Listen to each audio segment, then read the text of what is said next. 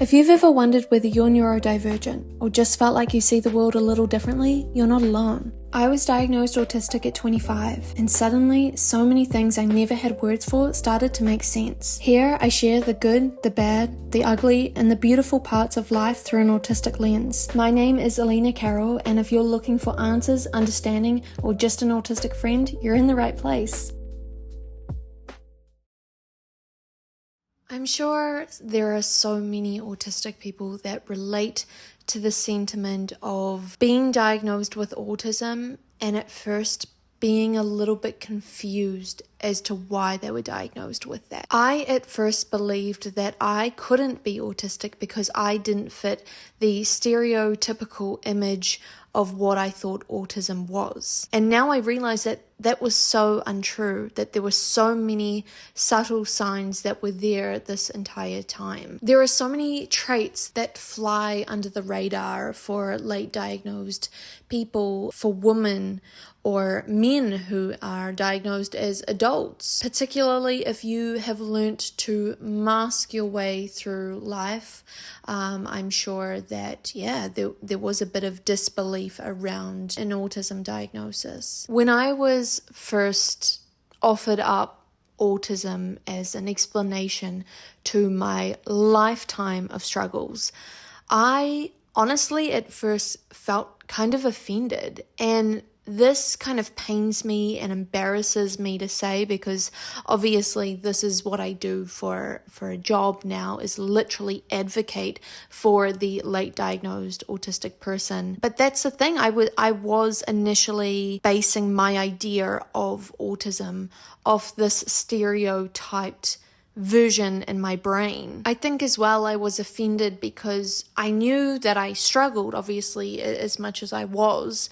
I didn't know why I was struggling, but I felt when my therapist said, like, have you thought about autism? I thought she was saying, you're not coping good enough. It's obvious to others that you aren't doing good enough. And that's what it came down to, not being good enough. But now I realize that was actually directing ableism toward myself, unbeknownst to me. Of course, when I received the diagnosis and then started looking into it more and more, it was fairly much immediately obvious that these were the answers that I was searching for my entire life, and I was very much autistic. And I think that my view of autism, as I'm sure many of you have experienced the same thing, our ideas of autism have opened up very greatly, and what we are realizing is that it is a complete spectrum, and no two people experience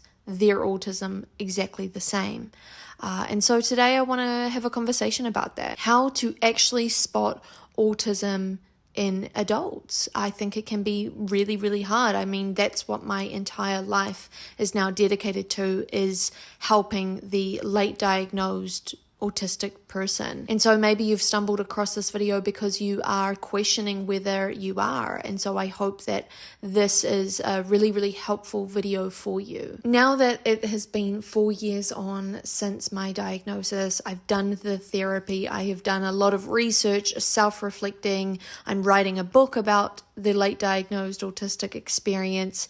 I feel that I'm in a place where I can speak on the subject quite confidently. And so today I am going to be breaking these traits down into 5 categories for you. So these 5 categories are the emotional internal traits, number 1. Number 2, cognitive and thinking traits. Number 3, masking and social traits. Number 4, sensory and physical traits. And number 5, identity and daily life traits. So without any further ado, let's jump into it. Number 1, I think that this is a very, very big one that I have always been able to relate to, and that is how autism has shaped my feelings, my views, my self-awareness and perception of self in the world. I think autistic people have a very keen sense on trying to understand situations, making sure they're getting it right. And so we can oftentimes replay, hyper-focus on conversations that we've previously had, replaying someone's tone of voice and the words that they chose and what does it all mean.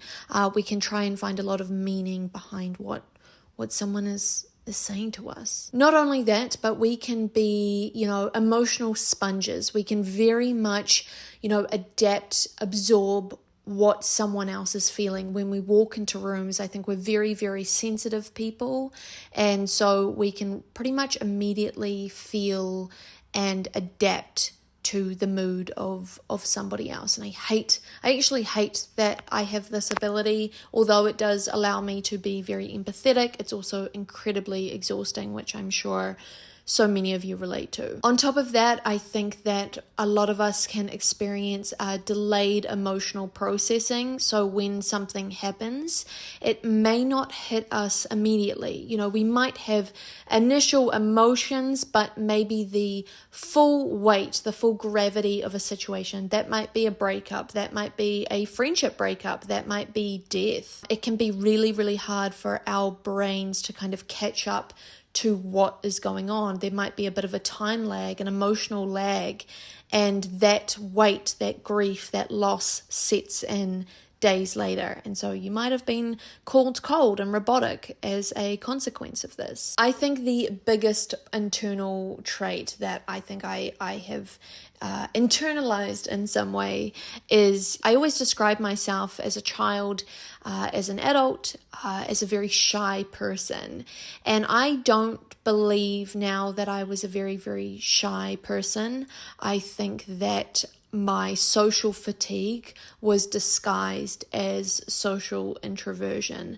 I think that I was always burnt out and trying my best and not knowing what was expected of me. And so how can you be outgoing and extroverted when you are exhausted by socializing? Finally, I think one of the traits around emotions and internal self is feeling incredibly disconnected from your body. It can be so hard, especially if you have learned to mask or just get on with life as best you can. It can be incredibly difficult to actually know what's going on in your body. Interoception issues, alexithymia, which is the difficulty in being able to identify one's own emotions, all have a bearing on this. And so it can be really hard to know your own choices, your own opinion, your own needs, and being able to advocate for them. Next up, we have cognitive and thinking traits. So this is more so patterns in thoughts and memories and focus. So the first point that I want to say is overthinking empathy.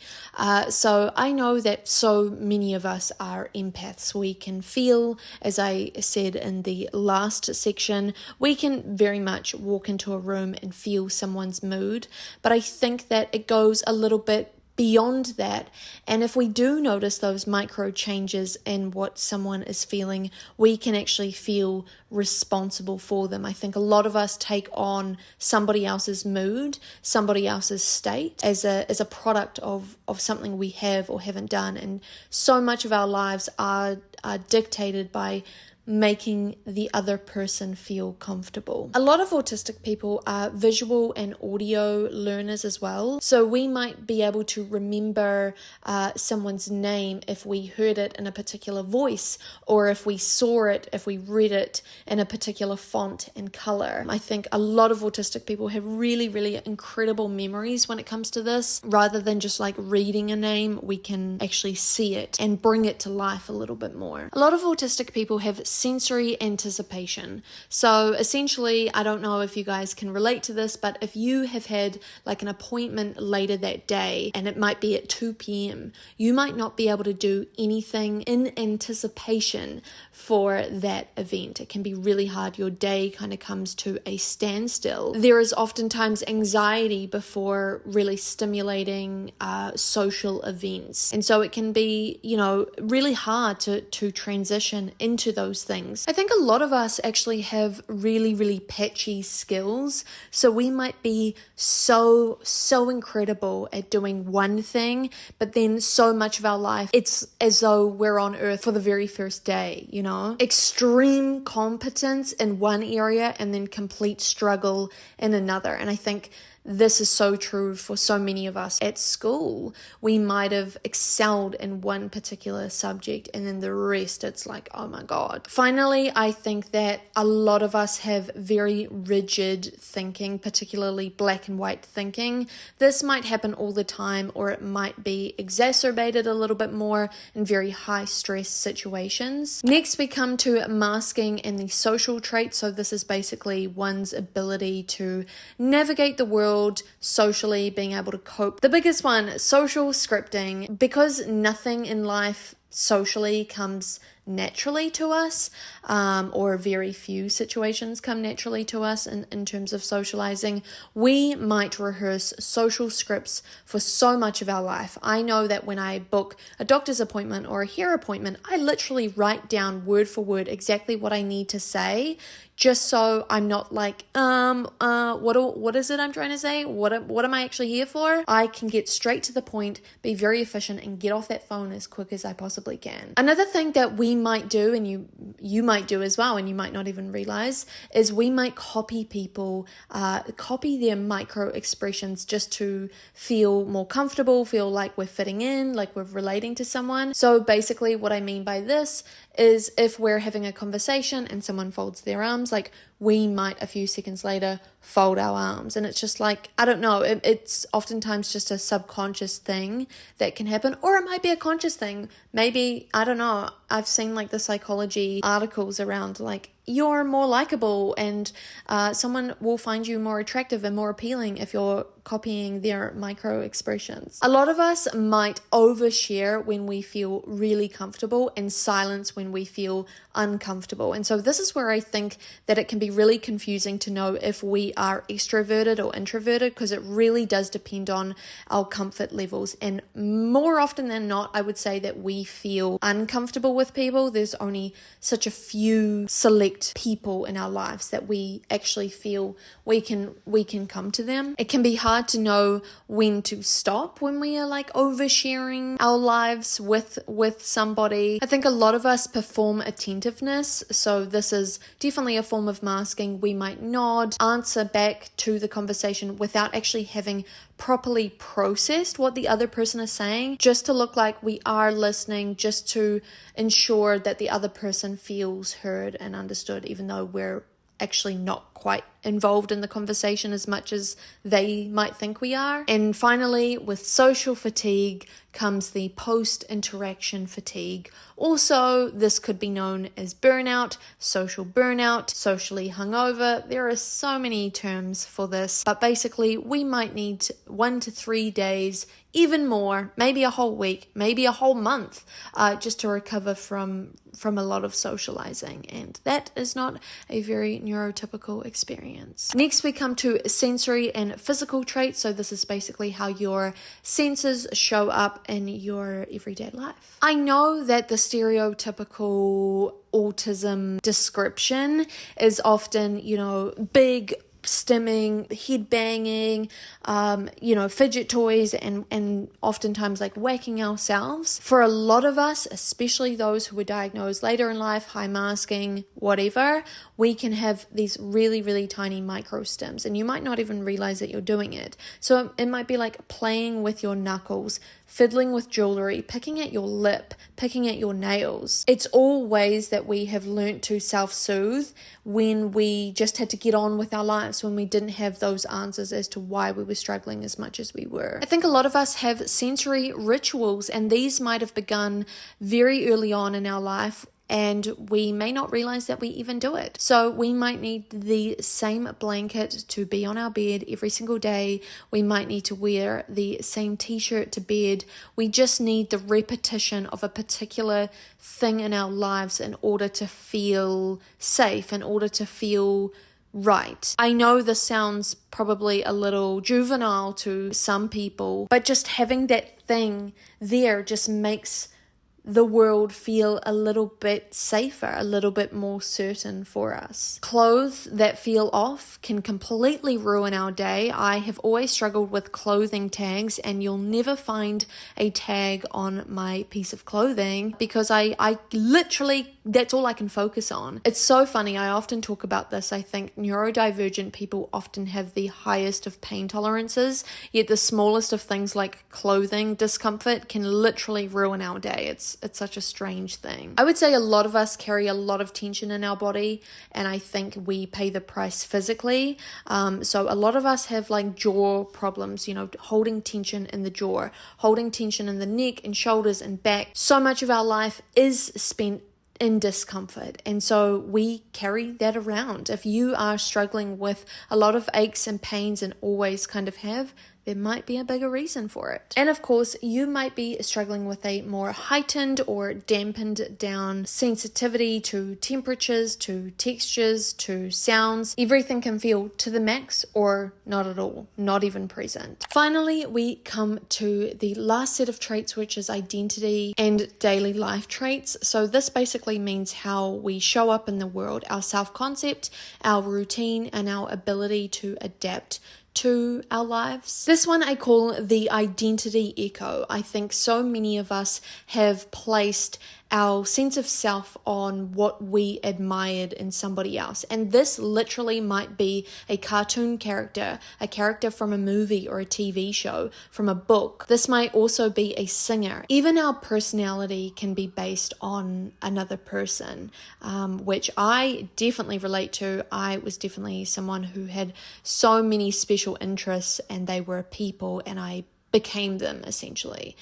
Definitely gave me a sense of predictability and safety in who I was. On top of this, I think a lot of autistic people sadly really struggle to prioritize their own needs, their own choice, their own opinion over somebody else's. As I have said in this video, we definitely prioritize the comfort of somebody else because we have been told from a very, very young age that we are too much of one thing and too little of something else. And so what we are most of the time makes people feel uncomfortable. And so we can hyper focus on the other person, on making them feel okay.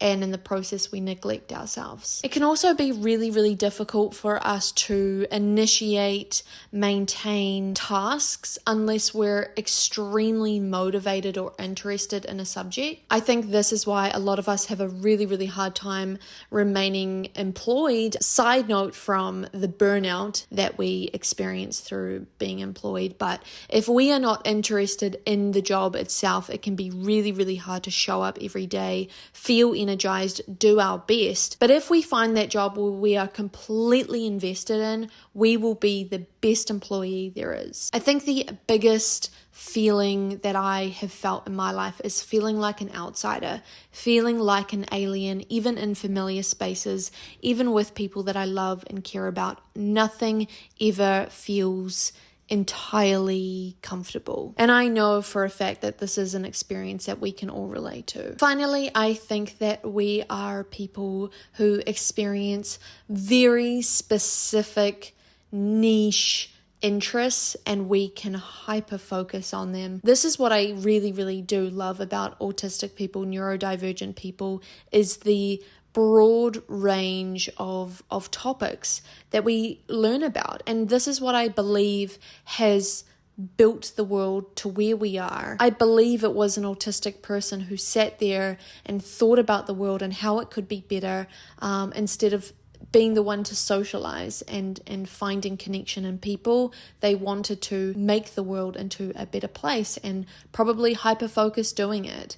And so I think that's a really nice note to end on, and a reminder that autistic people and neurodivergent people built this world. I really do believe that. Hopefully you guys are able to relate to some of these points that I have shared today, or at least got some answers, a few more answers, and piecing together your sense of self and whether your brain is autistic. If you guys have any questions or any feedback, please leave your comments down below. Otherwise, I have my social medias always linked down below as well if you are interested in hearing more of my content. But thank you guys so much for for watching this video, and I will talk to you in the next one. Bye. Mwah.